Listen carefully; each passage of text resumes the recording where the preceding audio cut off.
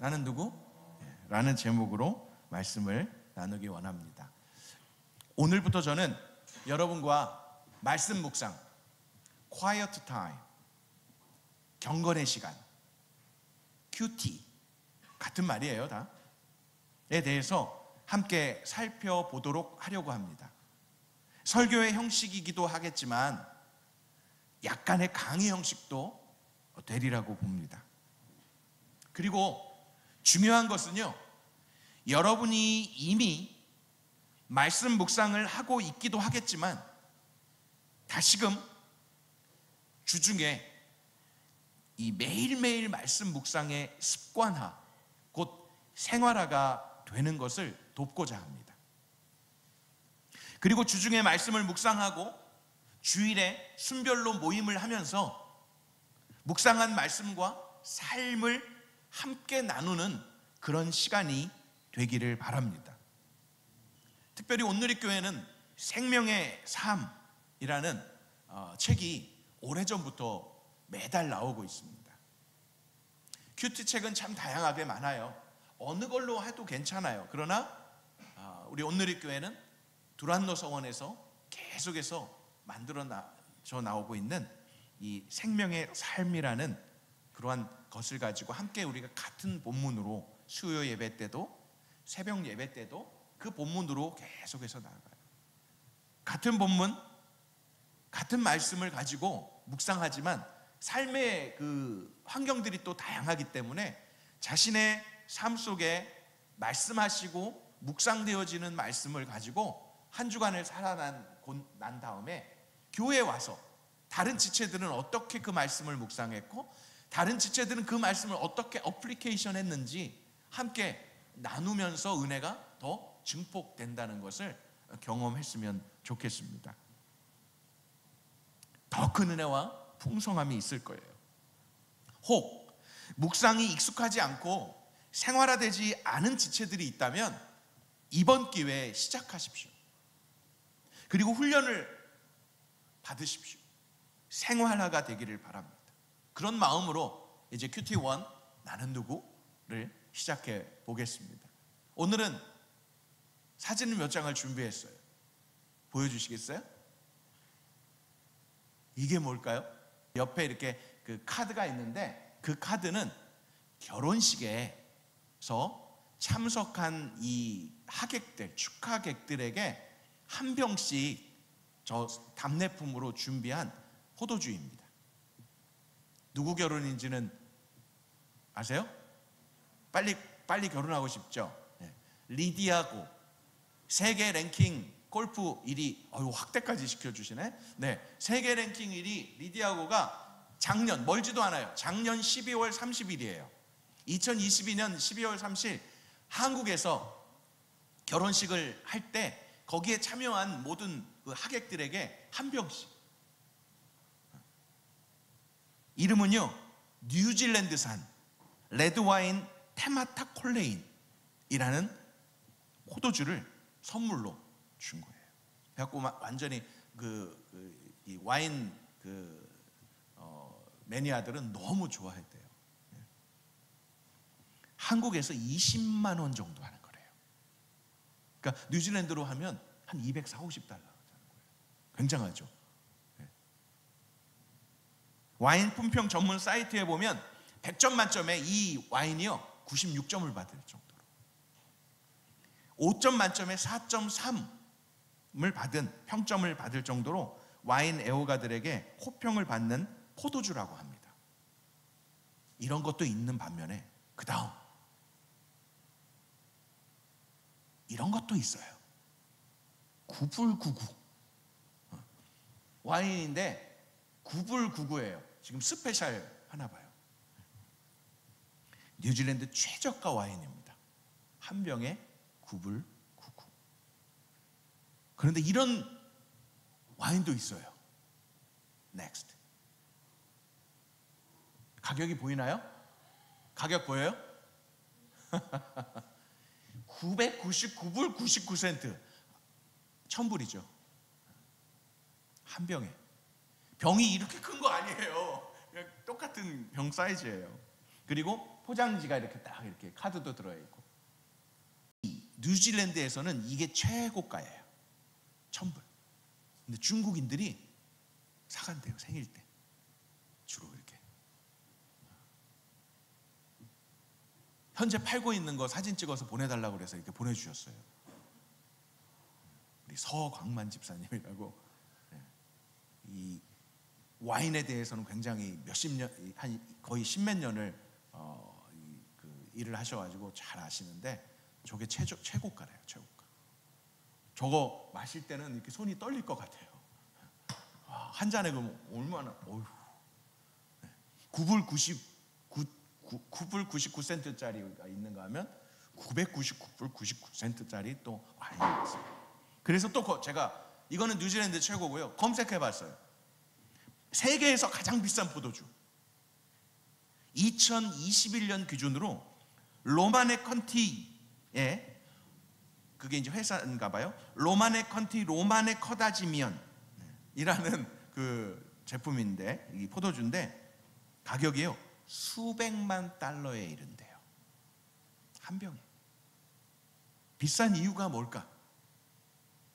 알아봤더니 로마네 컨티는 세계적으로 유명한 포도 재배 지역 중 하나인 이탈리아의 토스카나 지방에서 생산되는 포도로 만든 포도여서 비싸다는 거고, 포도주에서 이 지역은 탁월한 토양 그리고 기후 조건을 가지고 있어서 포도의 품질이 굉장히 높다는 거죠.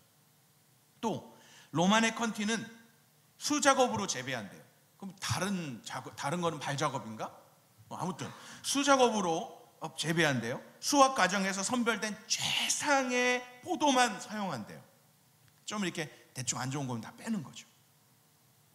그래서 생산량이 아주 제한되어 있기 때문에 퀄리티가 높고 가치가 굉장하다는 거예요. 마지막으로 로마네 컨티는 오랜 세월 동안 숙성된대요. 시간과 노력이 많이 들어가기 때문에 가격이 높아지는 요인 중에 하나라고 합니다. 단순히 포도 하나만 좋아서가 아니라 여러 가지 요소들이 함께 돼서 1,000불짜리가 있는가 하면, 뭐 대충 하는지 공장화해서 하는지 병이 아니면 뭐 좀 안 좋은 건지, 아무튼 9불 99짜리도 있고요. 예전에는 저도 몰랐던 사실인데, 여러분 영화 같은 데 보면 그 와인바나 이런데, 그리고 와인을 지하에다가 이렇게 그 보관해 놓고 먹는 사람들 있잖아요. 지하에 이렇게 내려가면, 그렇죠? 거기에 와인 그 진열이 어떻게 돼 있던가요? 옛날일수록 알아요? 누워 있어요. 옛날 것으로 이렇게 넣는 거죠. 옆으로 이렇게 넣어가지고 누워 있는데요. 근데 요즘은요, 누워 있거나 서 있거나 상관없기 때문에 그냥 세워놓는데요. 근데 예전에는 누워 있어야 된대요. 왜? 예전에는 코르크 마개였대요. 그 코르크 마개가 있기 때문에 세워놓으면 이게 빠져나가나 봐요. 뭐 이렇게 이제 공기가. 근데 눕혀놓으면 안 나가고 오랫동안 보관할 수 있는. 요즘은 코르크가 아니라 이렇게 스크루로 돼 있는 그걸로 돼서 뭐 세워놔도 전혀 상관없대요. 이번에 알았어요. 그러니까 이 한 병이 999불짜리든 9불 99든 포도주인데, 그러니까 잘 알지 못하는 사람은 따로 놓고 아마 마셔보라 그러면 뭐 조금 이게 더 나은 것 같아요. 저는 이게 더 나은 것 같아요. 해도 잘 모를 수 있는데, 여러분 커피도 그렇지 않아요? 너무 종류가 많잖아요. 어떤 사람에게는 신맛이 나는 게, 어떤 사람에게는 쓴맛이 나는 게, 어떤 사람에게는 좀 이렇게 부드러운 게, 다 이제 맛이 다르니까 맞는 것이. 포도주는 굉장히 다양하다고 그래요. 술 얘기가 계속 술술 나오네. 네. 자, 이제 왜 포도주 얘기를 할까요? 오늘 본문은요, 예수님의 공생애 가운데 처음 기적을 베푸셨던 현장을 우리가 함께 가보고자 하는 거예요. 함께 말씀 묵상을 하는 시간이 되었으면 좋겠습니다. 세상에 와인이 이렇게 천차만별인데, 예수님께서 가나의 어느 혼인잔치집에서 보여주셨던 물이 포도주로 변화된 현장은요, 우리에게 많은 묵상을 할 수 있는 본문이에요. 이 본문을 함께 살펴보면서 말씀 묵상을 하는 나는 누구인지 여러분 각자가 생각해보는 시간이 됐으면 좋겠어요. 오늘 본문 속에서 나는 누구인지, 그리고 말씀을 묵상하는 삶이 어떤 것인지도 함께 계속해서 살펴보게 될 것입니다. 본문을 같이 보게 될 거예요. 자, 1절부터 다시 봅니다. 오늘 본문 1절입니다. 세 번째 되던 날 갈릴리 가나에서 결혼식이 있었대요. 우리 호림에서는 다음 결혼식이 누굴까요? 예. 아멘. 네, 좋아요. 그런 믿음 도와주세요. 네. 예수의 어머니도 그곳에 계셨고, 이제 가나이라는 동네에 결혼식이 있었는데 예수님의 어머니가 계셨대요. 2절, 예수와 제자들도, 이미 예수님이 공생애를 시작하시고 제자들을 불러서 제자들과 함께 있다는 걸 알 수 있죠. 몇 명인지는 아직 몰라요. 12명이 다 모였을 때인지 4명이 5명이 모였을 때인지는 아직 정확하게 나오지는 않지만, 일단 예수님과 제자들과 예수님의 어머니 마리아가 함께 이 가나의 혼인잔치에 초대됐다는 거예요. 그러니까 친척관인지 아니면 뭐 지인인지 어떤 건지는 모르지만 어찌됐든 초대가 돼서 지금 결혼식에 가 있다는 겁니다. 자, 그런 상황이에요. 3절, 그런데 포도주가 다 떨어지자, 갑자기 결혼식에 가자마자 떨어졌겠어요? 아니겠죠? 결혼식은 그 당시에 6일 동안 계속돼요. 결혼식이 하루로 끝나는 게 아니라 6일 동안 계속되는 그런 결혼식이었기 때문에 이제 시간이 지난 이후였겠죠. 아니면 가서 포도주를 마시고 서로 사람들이 막 이제 축하하면서 이렇게 이야기 나누는데 떨어졌던 그때가 된 거죠. 포도주가 다 떨어졌어요. 예수의 어머니는 예수께 와서 포도주를 다 떨어졌다는 소식을 예수님에게 지금, 아들에게 지금 알려주는 겁니다. 여러분, 이 상황이 unusual하죠. 예수님이 신랑도 아니에요. 예수님이 신부도 아니에요. 예수님이 그 호스트가 아니었다는 거예요. 그런데 왜 마리아가 예수님에게 갑자기 포도주 떨어졌다는 소식, 야, 떨어졌으니까 우리 집에 가자, 뭐 이런 뉘앙스가 아닌 거예요. 어찌됐든 여러분들이 질문을 하면 좋을 것 같아요. 성경을 읽고 떨어졌구나, 그랬구나, 그러고 그냥 넘어가지 말고요. 왜 마리아가 예수님한테, 아들한테 왜 포도주 떨어진 소식을 말해줬을까? 퀘스천을 해보라는 거예요. 그 외의 질문들을 여러 가지로도 할 수 있지만 본문을 읽으면서, 여러 번 읽으면서 질문이 있으면 그때그때마다 질문을 써보세요. Why? 왜? 그런데 그렇게 알려주는 그 마리아에게, 어머니에게 예수님이 어떻게 반응하는지도 좀 보십시오. 4절, 예수께서 대답하셨습니다. 어머니. 그런데 여러분, 우리말 성경에는 어머니라고 되어 있지만 또 성경은 여러 버전이 있잖아요. 영어 성경도 너무 버전이 많고요. 한국어 성경도 버전이 많아요.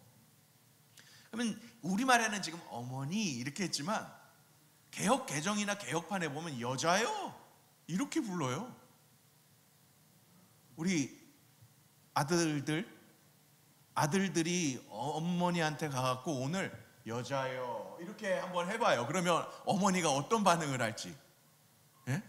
이게 이게 호칭이 아닌 거예요. 당연히 여자잖아요. 어머니도 여자인데 아들이 지금 엄마한테 여자요 이렇게 말하는 게 이게 어색한데 그렇게 하셨다는 거예요. 그러니까 여기서도 왜 그러셨을까?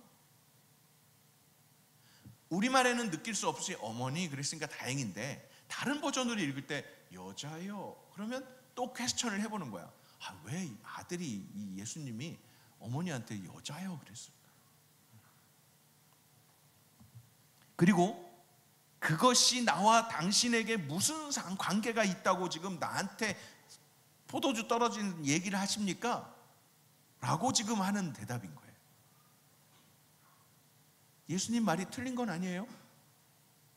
내 결혼식도 아니고 어머니, 내가 지금 초대받아서 왔는데 포도주 떨어진 거 뭐 그게 제가 신경 써야 될 일이에요? 그거 말고도 신경 쓸 일 많아요. 바빠요. 게임해야 되고요. 빨리 먹고 가서 일해야 되는데 그거 저한테 왜 뭐라고요? 제가 뭐 사오라고요? 뭐 이제 이런 어떤 뉘앙스일 수도 있잖아요. 그죠? 그게 아니지만, 그러니까 본문을 읽을 때 여러분들이 그 본문을 읽으면서 한번 조금 더 머물러 있으라는 거예요. 그냥 흘러가지 말고요. 후루룩 읽고 나 묵상 다 했어. 아니요. 계속 머물러 있으세요. 여자예요? 나하고 무슨 상관이 있다고 지금 그러십니까? 왜 저에게 지금 그러는 거예요? 더더군다나 뭐라고 그래요? 아직 내 때가 되지 이르지 않았습니다. 그러니까 쉽게 표현하면 이런 거죠. 저 지금 결혼하려면 좀 멀었어요. 이런 뉘앙스도 있지만 지금 내 때는 그런 때가 아닌 거예요. 단순히 전체적인 내용들을 보면 단순히 내가 지금 결혼한 것도 아니고 내가 결혼할 때도 아니고 지금 왜 그러시는 거예요? 이렇게만 말씀하시는 게 아니라 예수 그리스도의 사역의 이 초반입니다. 제자들을 만났고 이제 곧 본격적인 사역을 시작하기 전에 첫 번째 기적을 일으키는 이때,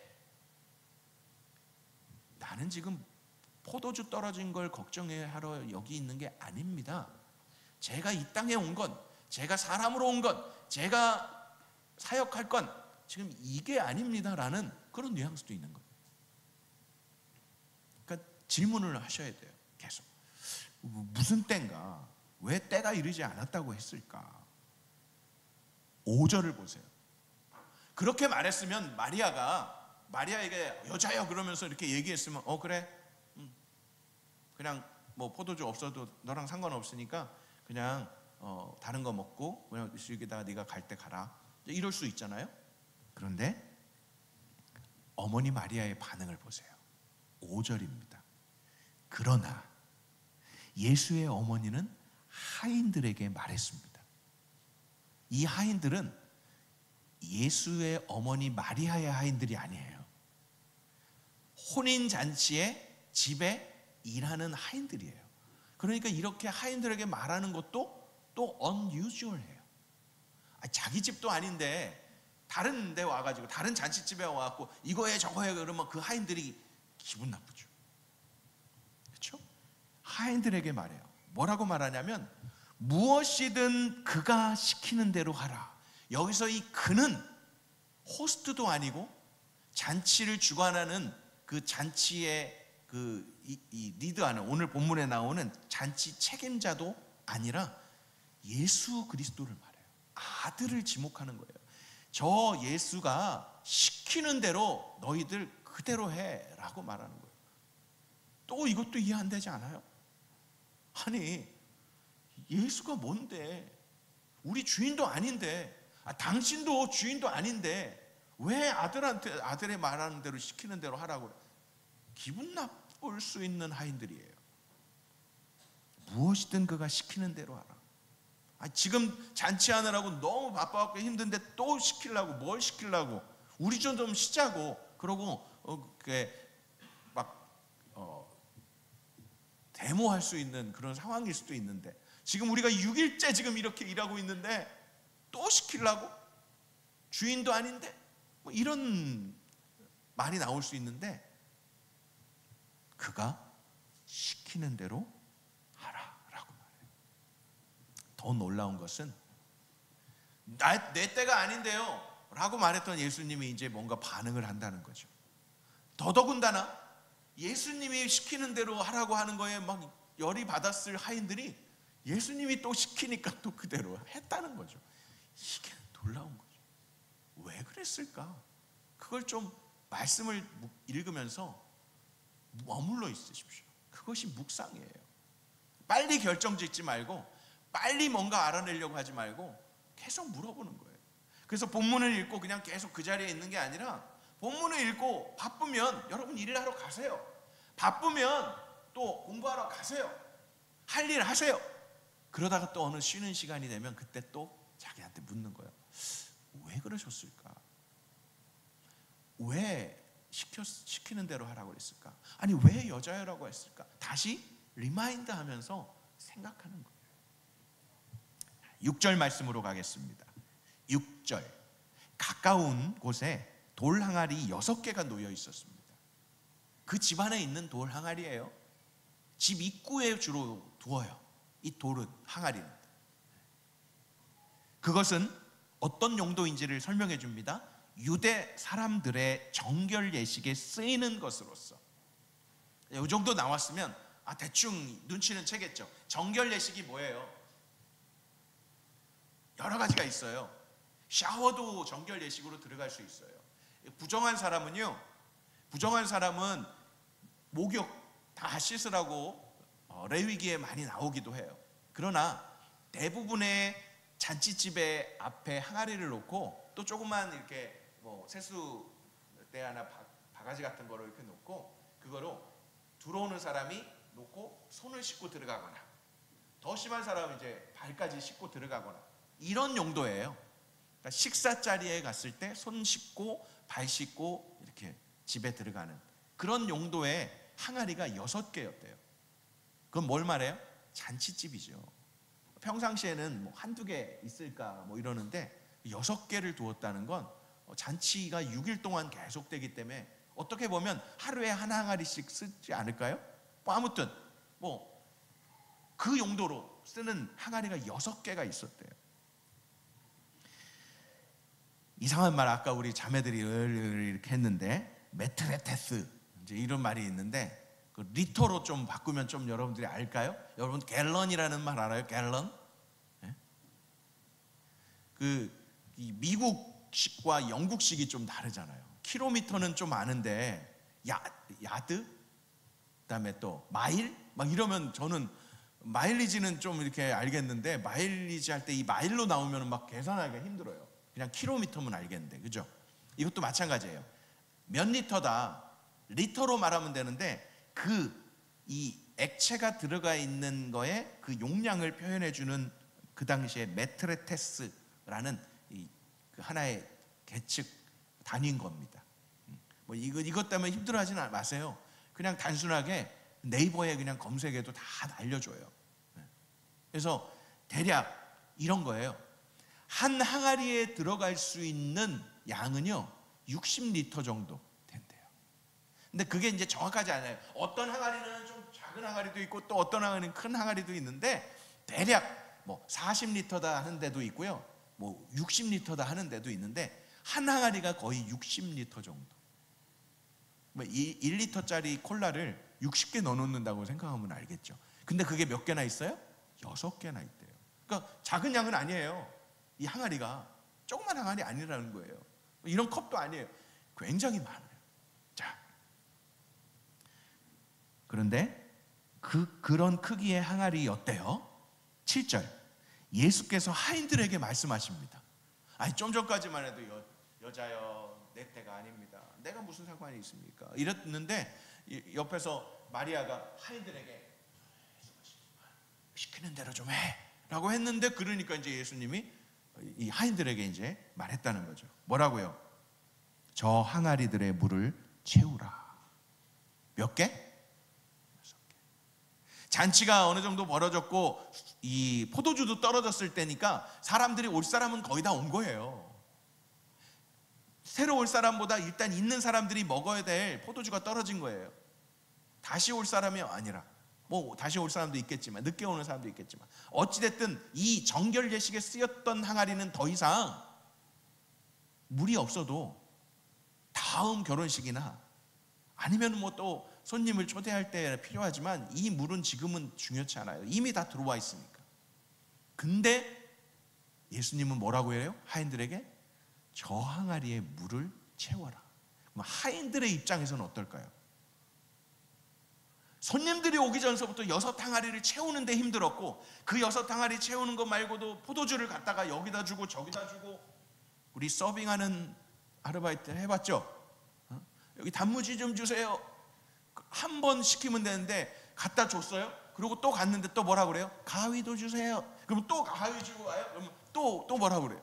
그러니까 힘들잖아요. 그러니까 아무리 하인들이라도 지금 포도주 갖다 주고 막 전 갖다 주고 뭐 접시 이렇게 나누고 또 설거지하고 막 이러는데 이미 다 쓴 정결 예식에 쓰인 항아리에다가 물을 넣으네. 그것도 6항아리에. 쉽지 않죠. 물을요 아구까지 채우라고 해요. 여기서는 이제 저 항아리들의 물을 채우라 이렇게 했는데 그 말은 뭐냐면요, 채우라는 거기 때문에 넘치기 직전까지 채우는 정도를 말해요. 그렇죠? 그래서 그들은 항아리마다 물을 넘치도록 가득 채웠습니다. 넘치도록 가득 채웠대요. 그러니까 대충 하나에다만 채워놓거나 5개 채워놓거나 한 게 아니라 6개 다 넘치도록 채웠대요. 한번 생각해 보세요. 여러분들이 하인이라면, 하인 되고 싶지 않겠지만 여러분들이 하인이라면 생각해 볼 수 있죠. 나 같았으면 어땠을까? 야, 네가 해.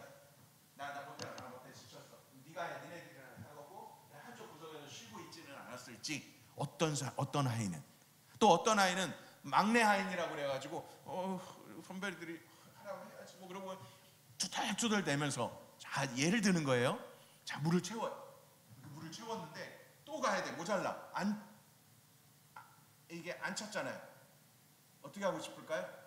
기분 나빠갖고 그래갖고 침으로라도 이걸 더 많이 늘어나게 하고 싶은, 그냥 남들이 먹다가 남긴 거 물 살짝 섞고, 여러 가지 있죠. 물 뜨러 뭐 지금 수돗물 트는 정도가 아니에요. 물 뜨러 우물가로 가야 돼요. 쉬운 일이 아니에요. 6개를 가득 채우래요. 하인들이었다면 어땠을까 하고 생각을 또 해보는 거예요. 자, 계속 가겠습니다. 그렇게 넘치도록 가득 채웠어요. 이제 좀 쉬면 좋겠다 했는데 8절, 그러자 예수께서 그들에게 말씀하십니다. 또 하인들에게 이제 물을 떠서 잔치 책임자에게 갖다 주라. 그냥 이렇게 뜨는 게 아니라 포도주니까, 물이었지만 아무튼 포도주처럼 잔치 책임자에게 포도주 병에다가 넣는지 어떻게 넣는지 아무튼 모르지만 갖다 주라고 하는 거예요. 갖다 줬습니다. 근데 하인들은 압니다. 이게 물이라는 걸. 근데 예수님은 뭘 요구해요? 포도주인 것처럼 갖다 주라고요. 잔치 책임자에게 갖다 주라고 하는 말은 손 씻으라고 발 씻으라고 주는 말이 아닌 거예요. 잔치 책임자가 지금 포도주가 떨어져서 당황하고 있는데 그 잔치 책임자에게 갖다 주라는 건 포도주처럼 갖다 주라는 거예요. 이해가 되세요? 하인들이요, 포도주가 아니라 물인지 않는데 그걸 갖다 주면 너 지금 나한테 놀리는 거야 그러고 이 물로 그냥 확 하인한테 부을 수도 있어요. 그리고 잘릴 수도 있어요. 매 맞을 수도 있어요. 그런데 그 하인들은 지금 잔치 책임자에게 가져다 줍니다. 8절 끝에 보면 그들은 그렇게 했습니다라고 나와요. 그들은 그렇게 하는 척했다고 하지 않아요. 그들은 주러 갔다가 안 되겠어서 주지 못했다라고 하지 않아요. 그들은 그렇게 했습니다. 9절, 잔치 책임자는 물이 변해된 포도주를 맛보았습니다. 물을 갖다 줬는데 이거는 항아리가 어떤 항아리였냐면 정결 예식에 쓰는 거예요. 이렇게 마시는 물이 아니에요. 손 씻거나 발 씻는 물이 항아리에서 가져다 준 물을 포도주로 알고 맛보았대요. 그는 그 포도주가 어디에서 났는지 알지 못해요. 항아리에서 가져왔는지 우물가에서 떠왔는지 어떤 물인지가 아니라 그냥 포도주로 알고 마신 거예요. 이거는 누가 알고 있어요? 물 떠온 하인들은 알고 있었어요. 자신들이 떠왔던 저 멀리 우물가에서, 그리고 항아리에다 부었고 그걸 다시 떠서 잔치 책임자에게 갖다 줄 때 계속 같이 그걸 봤던 사람은 하인들이에요. 이제 잔치 책임자가 신랑을 부릅니다. 신랑을 불러요. 10절. 그러고 이렇게 말합니다. 아니, 누구든지 처음에는 좋은 이 맛 좋은 포도주를 내오다가 손님들이 이제 조금 이제 취하면 맛도 좀 느끼는 게 못하고 취했으니까 그냥 이제 싼 거, 처음에는 한 200불짜리 포도주를 주다가 나중에는 9불 90짜리로 야야 없으니까 9불 90짜리 해가지고 그렇게 막 주스도 타고 막 뭐 그럴 수도 있겠죠. 그래갖고 주는데, 일반적으로 그러는데, 아니 어떻게 지금은 가장 좋은 포도주를 지금은 이서야 내놓냐 이거예요. 이제야 왜 지금 가장 좋은 포도주를 주느냐, 이거 남겨뒀다가 이거 지금 주느냐, 이렇게 얘기합니다. 11절. 예수께서 이 첫 번째 표적, 미라클한 이 기적을 갈릴리 가나에서 행해 자기의 영광을 드러내셨다. 예수님이 하나님의 아들이시고 예수님이 이 땅에 오신 말씀이신 하나님의 아들이시라는 걸 드러내시는 첫 번째 기적이 바로 이 가나 혼인잔치에서 있었다는 거예요. 그러자 예수의 제자들이 그를 믿었습니다. 예수님이 나를 따라와, 내가 너희들 사람을 낚는 어부로 만들어줄게 라고 하고 처음 이제 보여주신 그 기적을 보고서야 제자들이 우리가 따라가야 될 스승이 맞구나, 주님이 맞구나 라고 믿기 시작하는 중요한 시간이 되었습니다. 자, 이제 본문은 마쳤습니다. 여러분들이 이제 순 안에서, 그리고 여러분들의 삶 속에서 다시 한번 이 본문을 읽으면서 여러분 나름대로 한번 또 묵상해 보는 시간이 되셨으면 좋겠어요. 제가 지금 짧은 시간이라서 이렇게 물어보고 이렇게 머물라고 이렇게 얘기한 거 말고도요, 여러분들이 찾을 수 있는 것들이 너무 많을 거예요. 이 본문 안에서 그럼 나는 누굴까? 한번 묵상해 보세요. 나는 누구? 여러분 예수님이에요? 그렇게 생각해도 돼요. 내가 예수님이라면 그렇게 말했을까? 내가 예수님이라면 이런 걸 시켰을까? 뭐 한번 또 생각해 볼 수 있어요. 괜찮아요. 내가 어떻게 예수님이라고 이단 아니야? 뭐 괜찮아요. 그렇지 않아도 돼요. 때로는 하나님 아버지의 마음을 우리가 물어봐야 돼요. 내가 하나님이었다면, 내가 예수님이었다면, 내가 성령님이었다면 어땠을까? 괜찮아요. 생각해 보세요. 두 번째, 여러분들이 마리아예요? 형제들이라고 마리아 아닐 수 있어요? 생각해 보는 거예요. 내가 마리아였다면, 또 내가 하인이었다면, 하인 1, 하인 2, 하인 3 뭐 상관없어요. 내가 하인이었다면, 또 누가 있어요? 내가 잔치 책임자였다면. 알잖아요. 좀 전까지만 해도 포도주가 떨어졌다고 했는데 갑자기 포도주를 가지고 오네. 근데 어디에서 가져왔는지 모르지만 일단 맛을 봤잖아요. 맛을 봤는데 잔치 책임자가 맛을 알았다는 거죠. 전에 나왔던 포도주보다 정말 최상품이라는 거. 근데 놀라운 건 물이 변해서 된 거였다면. 여러분 아까도 999불짜리 이야기를 했는데 왜 그렇게 비싸다고요? 숙성이 돼야 돼요. 물 타가지고 되는 게, 희석해가지고 되는 게 아니에요. 원액으로 숙성이 돼야 그 맛, 그 가치가 있는 거예요. 그냥 물이 금방 물에다가 무슨 포도 그 액기스 넣어가지고 이렇게 가져온 정도면 대번에 아는 거죠. 근데 최상품이라고 그러잖아요. 왜 그랬을까? 그러니까 잔치 책임자로서도 한번 생각해 보세요. 또 여러분들이 여기에는 거론되어 있지 않지만 여러분들이 그 자리에 있는 손님들이었다면 생각해 보세요. 분명히 소리가 들렸을 거예요. 포도주 떨어졌대. 포도주 떨어졌대. 좀 바쁘네. 에이, 그냥 있는 거나 음식이나 먹고 가지 뭐. 근데 포도주가 또 나와. 근데 아까보다 더 맛있는 포도주가 나와. 그러면 가려다가 다시 앉는 거죠. 다시 앉아가지고 안 가고 막 계속 마시고.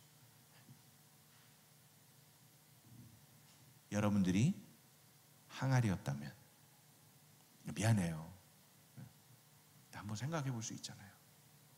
여러분들이 항아리였다면 어땠을 것 같아요?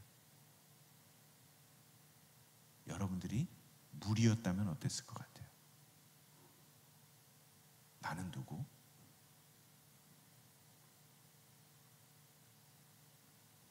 왜 우리가 말씀을 묵상해야 되죠? 왜 우리가 바쁜데 성경을 펴서 읽어야 되죠?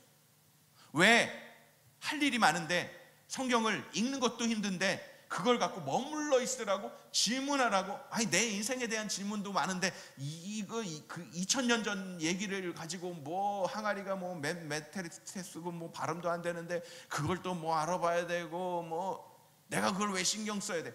예수님이 어머니한테 여자여 내가 왜 지금 이거 신경 써야 됩니까? 하는 것처럼, 목사님 제가 지금 신경 써야 되고 시험 봐야 되고 지금 취업해야 되는데 지금 성경 2000년 전 얘기를 제가 그거를 읽어야 되고 연구해야 되고 묵상해야 됩니까? 라고 할 수 있지만,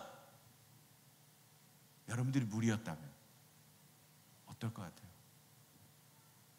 정결 예식에 쓰였던 물은 한 번 쓰이면 버려지죠. 아낌없이. 누가 발 씻었던 물인데, 누가 손 씻었던 물인데 또 거기다 또 씻으라고 주겠어요? 아니죠. 그런데 그 물이 최상품의 포도주가 됐다는 거예요. 포도가 포도주 됐다는 말은 들었어도 물이 포도주 되는 건 이건 상상할 수 없는 거죠. 여러분들이 물이었다면 여러분들이 변화될 수 있는 근거는 여러분 물에게 있었을까요? 하인들에게 있었을까요? 항아리의 비밀이 있었을까요? 좋은 우물물에서 떠와서 그럴까요? 예수님의 말씀, 예수님이 그렇게 하라고 했기 때문에, 예수님이 그 잔치 자리에 있었기 때문에, 예수님이 내 때가 아니지만 예수님의 그 말씀을, 그리고 예수님의 말씀대로 행했던 모든 일들이 바로 변화되는, 숙성되는, 최상품이 되는 놀라운 일들이 있었다면, 말씀을 묵상하는, 하나님의 말씀을 묵상하는 여러분들의 삶이 변화될 수 있지 않을까요? 저는 그거에 좀 포커스를 두었습니다. 오늘 본문 속에 내가 누구일까? 누구도 될 수 있어요, 물어봐서. 그러나 저는 여러분들이 말씀을 왜, 큐티를 왜 해야 돼? 다른 거 없습니다. 그냥 정결 예식에 쓰일 발 씻는, 손 씻는 물 정도가 아니라 최상품, 극상품, 999불이 아닌 몇십만 달러에, 몇만 달러에 가치가 있는 것보다 더 가치 있는 그런 하나님의 자녀고 거룩한 제사장이고 하나님의 포이에마인 여러분들이 어떻게 변화되고 어떻게 쓰임받고 어떻게 살아가야 할 것인가를 말씀 속에서 말씀대로 순종하고 말씀대로 살아낼 때 그렇게 변화시키시는 건 하나님이시고, 그리고 말씀을 통해서 그렇게 우리를 변화시키시는 분이 예수님이시라는 걸 경험했으면 좋겠어요. 하루아침에 안 될 수도 있어요. 하루아침에 극상품이 되지 않지만 이 극상품 포도주가 될 때에는 여러분 6 항아리에 가득 넘치게 되는 그 때가 있다는 거예요. 5 항아리 채워질 때 물이 포도주 됐을까요? 아니면 불 때마다 그냥 포도주가 됐을까요? 모르잖아요. 아니면 가득가득 채워졌는데도 불구하고 물이 이제 가득가득 채워졌어요? 그때 물일까요? 아니면 그때 포도주일까요? 우리도 몰라요. 그런데 하인들이 떠다 주면서 갈 때 변했을까요? 아니면 갔다가 그 잔치 책임자한테 줬는데 책임자가 들고 입으로 넣을 때 포도주가 됐을까요? 모르죠? 몰라요. 저도 몰라요. 물을 마셨는데 이 잔치 책임자가 취해가지고 전에 먹었던 포도주가 나와가지고 그 맛이었을까요? 모르죠.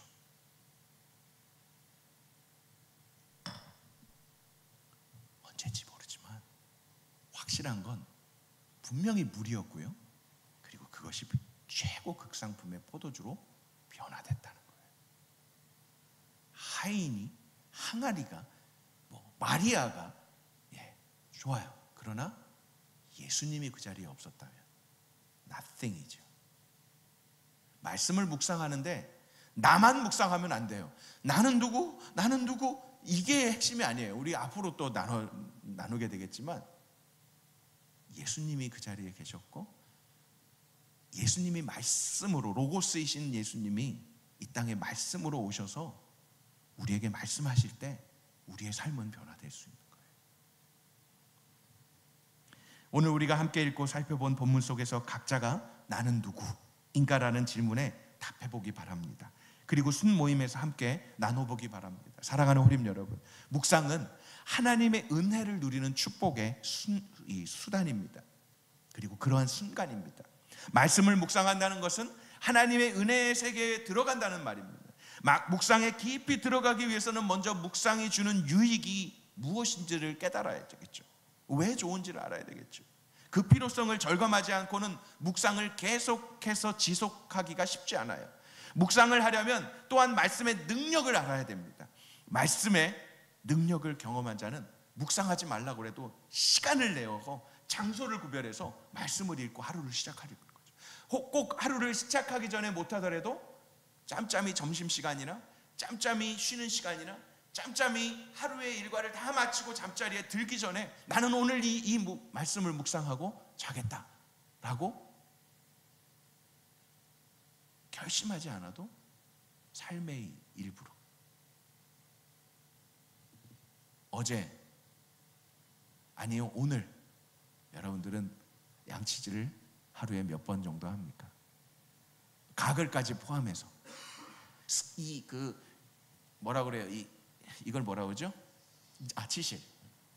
이것까지 포함해서 치실 한 번, 가글 한 번, 그리고 또 양치질, 또 뭐 있어요? 아무튼 하루에 몇 번씩 하세요? 다 다를 거예요. 바쁘면 한 번 안 할 수도 있죠. 일주일에 한 번만 하면 되지 않나요? 우리 형제들, 교제하는 형제들이라면 하루에 3-4번이라도 해야죠. 미안해요. 교제 안 하는 형제들은 안 해도 된다는 게 아니에요. 네. 또 그거 갖고 시비 걸지 마요. 그걸 꼭 누가 해라고 해서 하나요? 더 싫을 때는요, 냄새나요. 제 얘기해서 그렇지만 아침에 제가 양치질을 못하고 딸이 병원까지 이렇게 픽업해달라고 그럴 때 빨리 나가야 될 때 있잖아요. 그러면 저는 일어나자마자 이제 나가고, 때로는 막 이렇게 잠옷 입고도 나가고, 안 내리니까 딱 나가요. 그래서 이렇게 돌려가지고, 야 오늘 바빠? 오늘 잘해? 그러면 냄새나요. 그러면 나는 이러고 그냥 운전만 하는 거예요. 그리고 이제 내리고 문 닫을 때쯤 잘 가. 그러면 문 딱. 이게 아빠의 또 이렇게, 그걸 누가 닦으라고 해서 닦나요? 제가 이 얘기를 해서 좀 너무 양치질만 그랬지만 밥 먹는 것도 마찬가지예요. 다이어트 하는 거 괜찮지만 그래도 먹잖아요. 다이어트 하더라도 토마토라도 먹고, 다이어트 하더라도 프로틴이라도 먹고, 다이어트 하더라도 야채라도 먹잖아요. 그러니까 먹는 거잖아요. 그러니까 하나님의 말씀을 묵상하는 건 살아야 되는 거죠. 생명력과 관련돼 있습니다. 하나님께서는 말씀으로 천지를 창조하셨습니다. 하나님의 말씀은 살아있고 운동력이 있습니다. 하나님은 말씀으로 만물을 붙잡고 계십니다. 하나님은 말씀을 보내서 모든 위기 가운데 있는 자들을 치료하십니다. 하나님은 말씀을 존귀히 여기는 자를 존귀히 여기시고요, 말씀을 멸시하는 자를 버리셨습니다. 무엇보다 예수님께서 말씀이십니다. 때문에 예수님께서 하신 말씀은 바로 영이요 생명입니다. 말씀을 묵상하는 것은 곧 예수님을 묵상하는 것입니다. 묵상은 성령의 세계로 들어가는 것입니다. 하나님의 생명 가운데로 들어가는 것입니다. 하나님과 사랑 가운데 연합하는 것입니다. 성찬식, 떡과 잔, 예수님의 살과 피를 여기에다가 상징으로 부여한 것이지만 예수님의 말씀을 먹고 예수님과 함께 한다라는 또 상징이 있는 거예요. 말씀 묵상이 바로 그런 것입니다. 내 말이 너희 안에 거하고 너희가 내 안에 거하면 무엇인지 원하는 대로 구하라. 예수님이 우리 안에 거할 때 무엇이든지 구할 수 있는 그런 특권이 생기는 것입니다. 묵상을 통해서 하나님은 우리를 형통케 하십니다. 이스라엘 백성이 출애굽할 때 하나님은요 모세에게 지팡이를 쥐어주셨어요. 홍해를 가를 때나 뱀으로 됐거나 또 재앙을 내릴 때 지팡이로 티끌을 날리고, 그럴 때 반석을 또 가리킬 때 물이 나오고. 그러니까 모세는 그렇게 했는데 그 다음 후계자인 여호수아 때는 지팡이라는 거론을 잘 안 해요. 그러면 여호수아에게 무엇을 하셨을까요? 여호수아에게는 이렇게 말씀하십니다. 여호수아 1장 8절입니다. 다 같이 읽어보겠습니다. 시작. 이 율법책이 내 입에서 떠나지 않게 하고 그것을 밤낮으로 묵상해 그 안에 기록된 모든 것을 지켜 행하여라. 그러면 내 길이 변창하고 성공하게 될 것이다. 이것이 가나안 정복을 하기 위해서 시작하고 출발하는 여호수아에게 지팡이를 내어주지 않고 하나님이 말씀하신 것을 주야로 묵상하라고. 그러면 네가 평탄하게 될 것이고 형통하게 될 것이고 번창하게 될 것이고 성공하게 될 것이라고 말해요. 여러분, 성공하기 원하십니까? 세상의 기준의 성공, 네, 그것도 해당돼요. 그러나 그것만을 성공이라고 말하지 않기 때문에 이 예수님의 말씀, 하나님의 말씀을 묵상하는 자는 모든 것에서 성공과 번창과 형통이 무엇인지를 경험하게 되는 것입니다. 여호수아가 형통할 수 있었던 것은 그는 묵상하는 사람이었기 때문입니다. 주야로 하나님의 말씀을 묵상하면서 여호수아는 담력을 얻었고요, 인도하심을 받았고요, 지혜를 얻었습니다. 묵상하는 가운데 하나님의 음성을 들었습니다. 하나님의 사람은 마땅히 하나님의 방법으로 형통해야 합니다. 세상의 방법, 자기 방법이 아닌 하나님의 방법, 하나님의 말씀으로. 그 방법은 다른 무엇이 아니라 말씀 묵상입니다. 모두가 새로 그리고 다시 시작하는 그런 말씀 묵상 큐티가 되기를 주님의 이름으로 축원합니다.